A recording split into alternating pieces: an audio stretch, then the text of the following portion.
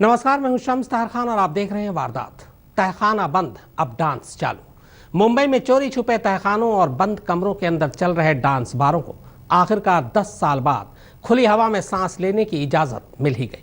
पिछले 10 सालों से बॉम्बे पुलिस एक्ट की जिस धारा की बदौलत मुंबई में डांस बारों पर पाबंदी लगी हुई थी, देश की सबसे बड़ी अदालत ने उसे गलत करार दे दिया है। डांस बार के फिर से गुलजार होने के बाद जाहिर है तहखानों में चल रहे डांस बार अब जल्द ही तहखानों में ही दफन हो जाएंगे।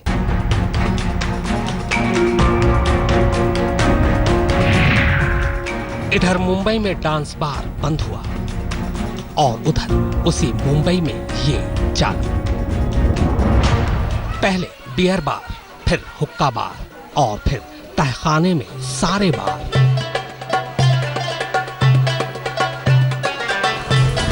जी हाँ, 10 साल से बंद मुंबई के डांस बार ने अपने अंदर से ऐसे ऐसे तहखाने उगले थे कि देखने वालों की आंखें फटी की फटी रह गई। जमाने के लिए डांस बार बंद हो चुका था, पर हुक्का बार, बियर बार और न जाने किस किस बार के नाम पर डांस बार तब भी जिंदा थे।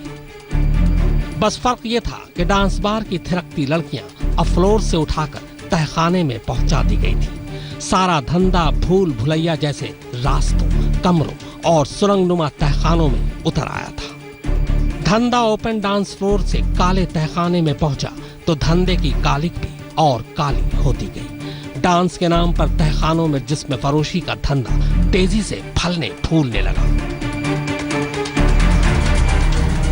कैमरे से मुंह छुपाती ये लड़कियां, अपने हाथ से अपना चेहरा ढकते ये लोग और सादे कपड़ों में मौजूद पुलिस टीम। पिछले 10 सालों में ये मंजर मुंबई के लिए आम हो चुका था। ऐसे तहखानों का मिलना, ऐसे छापे आए दिन की बात हो गई थी। पुलिस एक तहखाना ढूंढती तब तक दर्जनों नए तहखाने पैदा हो चुके होते।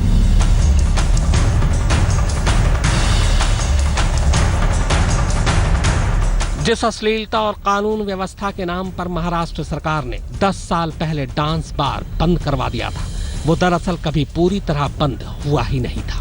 उल्टे खुले बार के मुकाबले बंद बारों में अश्लीलता ज्यादा परोसी जाने लगी थी। पर अब चूंकि सुप्रीम कोर्ट का फैसला आ चुका है बंद डांस बार को फिर से गुलजार करने का, तो जाहिर है इन तहखानों की मौत तय है। क्योंकि अब मुंबई में तमाम डांस बार एक बार फिर से तहखानों से निकलकर ऊपरी फ्लोर पर आ जाएंगे। सुप्रीम कोर्ट के बैन का क्वॉश करने के बाद भी फिर से वही प्रावधान रीइंट्रोड्यूस किया गया 2014 में, जिसको हमने सुप्रीम कोर्ट में चैलेंज दिया और उस पिटीशन पे, हमारी चैलेंज पे आज सुप्रीम कोर्ट ने स्टे ऑर्डर ग्रांट किया है कि वो 33A स्टे रहेगा। तो यानी कि अब पॉसिबल है कि डांस किया जा सकता है महाराष्ट्र के रेस्टोरेंट्स में। सुप्रीम कोर्ट के इस अंतरिम आदेश से मुंबई के डांस बार एक बार फिर से गुलजार हो सकेंगे।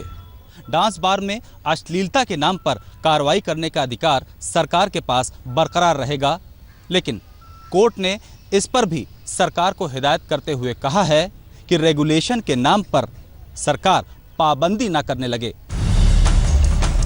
एक सच और, डांस बार बंद होने के बाद वहां काम करने वाली 70,000 से ज्यादा लड़कियां बेरोजगारी के चलते देश विदेश में फैल गई थी।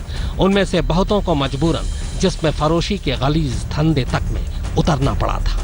सुप्रीम कोर्ट के इसके फैसले से तो हम काफी खुश हैं और 10 सालों की तो जिंदगी बिल्कुल खत्म ही हो चुकी है। बहुत कुछ देखा, बहुत कुछ खो दिया, अपना होके भी कुछ नहीं रहा हमारे पास। बहुत मजबूरी देखी, बहुत जिल्लत देखी। अब वो भी दोबारा खुलेआम सामने आकर अपनी रोजी रोटी कमा सकती है और यही सबसे बड़ी वजह थी जिसे पहले मुंबई हाई कोर्ट, फिर जुलाई 2013 में पहली बार सुप्रीम कोर्ट और अब गुरुवार को दोबारा देश की उसी सबसे बड़ी अदालत ने माना और महाराष्ट्र सरकार के 10 साल पुराने फैसले को पलटते हुए हुक्म दे दिया कि अब डांस बार फिर से गुलजार होंगे। दिल्ली से अहमद अजीम के साथ साहिल जोशी, मुंबई आज तक। महाराष्ट्र सरकार का कहना था कि मुंबई में डांस बार की आड़ में जिसमें फरोशी और दूसरे गलत धंधे हो रहे थे, जिससे अश्लीलता बढ़ रही थी और कानून व्यवस्था बिगड़ रही थी। लेकिन दुनिया जानती है कि डांस बार के बंद होने भर से मुंबई में कुछ भी नहीं बदला, सिवाय इसके कि इस धंधे से जुड़ी लड़कियों की जिंदगी थोड़ी और दुश्वार हो गई। शायद यही वजह है कि अब सुप्रीम कोर्ट ने अपने फैसले में ये माना कि संविधान के उस अधिकार का उल्लंघन है ये जिसमें हर इंसान को अपनी मर्जी से अपना काम चुनने का हक मिला हुआ है। अब से कोई 10 साल पहले ये तस्वीर मुंबई की जिंदगी का एक अहम हिस्सा हुआ करती थी। तब मायानगरी में शायद ही कोई ऐसी रात होती होगी जब ऐसी महफिलें कद्रदानों से खाली रहती। लेकिन 2005 में महाराष्ट्र सरकार ने बॉम्बे पुलिस एक्ट में तब्दीली क्या की, मुंबई के डांस बारों पर अंधेरा छा गया। दलील थी डांस बारों में डांस के नाम पर चल रही अश्लीलता और बार की आड़ में चलते दूसरे गैर कानूनी धंधे। सरकार के इस फैसले ने न सिर्फ होटल और रेस्तरां मालिकों के हाथ पांव बांध दिए बल्कि 70,000 से ज्यादा बार डांसर के सामने रोजी रोटी की मुश्किलें भी खड़ी हो गई।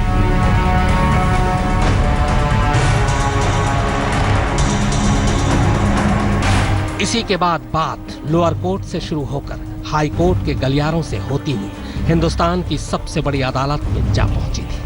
हालांकि जुलाई 2013 में भी सुप्रीम कोर्ट ने डांस बार को खोलने का हुक्म दिया था, मगर उस फैसले के खिलाफ महाराष्ट्र सरकार फिर से सुप्रीम कोर्ट पहुंच गई, जिसके बाद अंतिम फैसले तक सुप्रीम कोर्ट के स्टे ऑर्डर की वजह से डांस बारों में ताला लटकता रहा। लेकिन गुरुवार को आखिरकार सुप्रीम कोर्ट ने डांस बारों पर अपना फैसला सुना ही दिया। यह फैसला था अश्लीलता पर भूख की जीत का। यह फैसला था अपनी मर्जी से कोई भी पेशा चुनने और सिर उठाकर जीने का। और बस अब इसी खुशी में मुंबई के डांस बार एक बार फिर से गुलजार हो।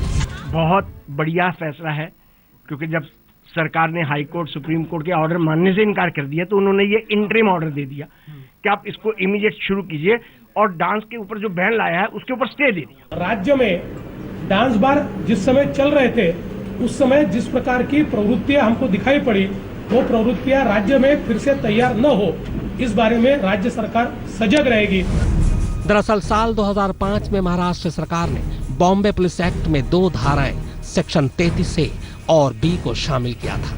33A के मुताबिक किसी भी बियर बार, ईटिंग हाउस या रेस्तरां में हर तरह के डांस पर रोक लगा दी गई, जबकि 33B में 3 स्टार होटल या फिर उससे महंगे होटलों में डांस परफॉर्मेंस की छूट दी गई, क्योंकि सरकार का मानना था कि इन डांस बारों की आड़ में मुंबई में जिस्म फरोशी समेत दूसरे गलत धंधे चल रहे हैं। सरकार ने बताया था कि रोक के वक्त तक मुंबई में चल रहे कुल 2845 डांस बारों में से सिर्फ 345 बार ही लाइसेंस शुदा थे, जबकि 2500 बार बिना लाइसेंस के ही चल रहे थे। यहाँ की जितनी भी लड़कियां हैं जो इस दौर से गुजरी होंगी, वो इतनी फ्रस्ट्रेट हो चुकी थी ना कि उनके पास अल्फाज नहीं होते थे बात करने के लिए। सिवाय रोने के, सिवाय दर्द के हमने तो कुछ नहीं देखा, क्योंकि मैं खुद उस दौर से गुजर रही हूँ, तो मैं समझ सकती हूँ सामने का दर्द। हालांकि रेस्तरां और बार मालिकों के साथ साथ कई सामाजिक संगठनों ने महाराष्ट्र सरकार के इस फैसले का विरोध करते हुए इसे संविधान और जीने के अधिकार के खिलाफ करार दिया था, और आखिरकार सुप्रीम कोर्ट ने इसी पर अपनी मुहर लगा दी। कमलेश सुतार के साथ साहिल जोशी, मुंबई आज। डांस बार के बंद होने से मुंबई की जिस्म फरोशी बंद हुई या नहीं, ये तो सब जानते हैं, लेकिन इन बारों के बंद होने से इनमें काम करने वाली 70,000 से ज्यादा लड़कियों के सामने गुजर बसर की मुश्किल जरूर पैदा हो गई। ऐसे में बारगल के टैग के साथ जी रही लड़कियों में से ज्यादातर ऐसी रहीं जिन्हें या तो मजबूरी में जिस्म फरोशी का रास्ता चुनना पड़ा या फिर शेखों के हरम की जिंदगी तलाशनी पड़ी। महाराष्ट्र सरकार के कानून ने मुंबई के डांस बारों की बत्ती क्या गुल की। इन बारों में काम करने वाली 70,000 से ज्यादा बार गर्ल्स की जिंदगी में ही अंधेरा छा गया। एक बार डांसर के टैग के साथ जिंदगी कितनी दुश्वार हो सकती है, ये इन लड़कियों को साल 2006 में पहली बार तब पता चला जब मुंबई में डांस बारों पर कानून का शिकंजा कसने लगा। हालात से हार कर कुछ बार जहां बंद हो गए, वहीं कई बार वर्दी वालों को कुछ ले देकर या फिर उनकी नजरों से बचकर तहखानों में चलने लगे। लेकिन कानून और जिंदगी की इस जंग में अगर किसी ने सबसे ज्यादा नुकसान उठाया तो वो ये बार गर्ल्स ही थी, जिनके दम पर डांस बारों की रौनक हुआ करती थी। डांस बारों में काम करने वाली लड़कियों में 68% लड़कियां तो ऐसी थी जो अपने परिवार में अकेली कमाने वाली थी, और ऐसे में डांस बारों के बंद होने से उनके सामने गुजर बसर की कैसी मुसीबत खड़ी हुई, ये समझना मुश्किल नहीं है। लोगों ने लड़कियों की इस मजबूरी का फायदा भी खूब उठाया। हसीन जिंदगी के ख्वाब दिखाकर जहां सैकड़ों डांस बारों को मानव तस्करों ने उनके बारों से उठाकर सीधे दुबई समेत दूसरे खाड़ी देशों में शेखों के हरम तक पहुंचा दिया, वहीं ऐसी बारबालाएं भी कम नहीं थीं जिन्हें लाचारगी में जिस्म फरोशी का रास्ता चुनना पड़ा। डांस बार में काम करने वाली सारी लड़कियां मुंबई की नहीं थीं, लिहाजा काम बंद हो जाने पर कई लड़कियों ने अपने अपने घरों का रुख किया। लेकिन यहाँ भी बार डांसर के टैग ने उनका पीछा नहीं छोड़ा और आखिरकार ज्यादातर लड़कियों ने जिसमें फरोशी के धंधे के साथ ही समझौता कर लिया। आपको याद होगा कि इसके बाद साल दर साल और खासकर नए साल के मौकों पर देश के तकरीबन हर कोने में जिसमें फरोशी के अड्डों पर जब भी छापेमारी की गई, कई बार डांसरों का जिक्र जरूर हुआ। उधर चोरी छुपे मुंबई के तहखानों में नाच रही लड़कियों की हालत भी अच्छी नहीं रही और अश्लीलता के खिलाफ बने इस कानून ने लड़कियों को बंद कमरे के अंदर वो सब कुछ करने के लिए मजबूर कर दिया जो कोई भी लड़की अपने लिए ख्वाबों में भी नहीं सोचना चाहेगी। लेकिन अब सुप्रीम कोर्ट के फैसले ने एक बार फिर से नई उम्मीद जगा दी है। मुनीश पांडे के साथ साहिल जोशी, मुंबई आज तक। हालांकि सुप्रीम कोर्ट ने डांस बार चालू करने का अंतरिम आदेश दे दिया है, मगर महाराष्ट्र सरकार का कहना है कि इस फैसले के खिलाफ वो सुप्रीम कोर्ट में हल्फनामा देकर इसे रोकने की मांग करेगी। इस मामले की अब सुनवाई अगली बार नवंबर में होगी। महाराष्ट्र पुलिस एक्ट की यही वो धारा है जो पिछले कई सालों से बार डांसरों और डांस बार मालिकों को सता रही थी, क्योंकि इसी 33A की बदौलत मुंबई पुलिस ने मुंबई समेत पूरे महाराष्ट्र में खुले तमाम डांस बारों के शटर गिरा दिए थे। लेकिन अब सुप्रीम कोर्ट ने इसी धारा पर ही रोक लगा दी है।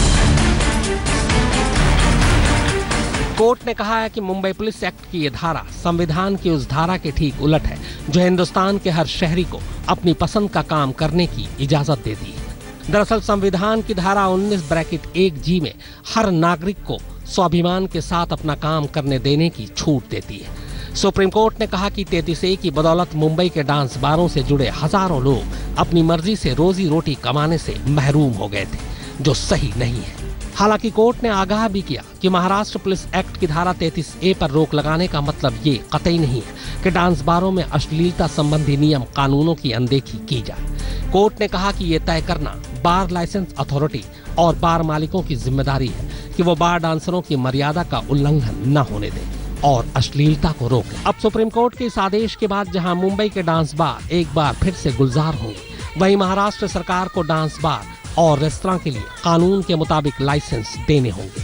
हालांकि महाराष्ट्र सरकार का कहना है कि वो डांस बार के रोक के हक में पहले ही कोर्ट में अपना हल्फनामा दे चुकी है, लेकिन अब सुप्रीम कोर्ट का यह आदेश सरकार को अश्लीलता संबंधी मामलों को रोकने का हक देता है। अब इस मामले पर आखिरी सुनवाई 5 नवंबर को होनी है, लेकिन फिलहाल इस आदेश ने डांस बार से जुड़े लोगों के चेहरों पर चमक जरूर लौटा दी है।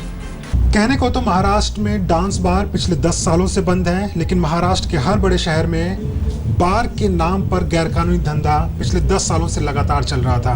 और जानकारों की माने तो जब से डांस बार बंद हुए तब से गैरकानूनी धंधों में बढ़ोतरी और ज्यादा हो गई है। कैमरामैन सचिन सावंत के साथ मुनीश पांडे, मुंबई आज तक। तो वारदात में फिलहाल इतना ही, मगर आज तक पर खबरों का सिलसिला लगातार जारी।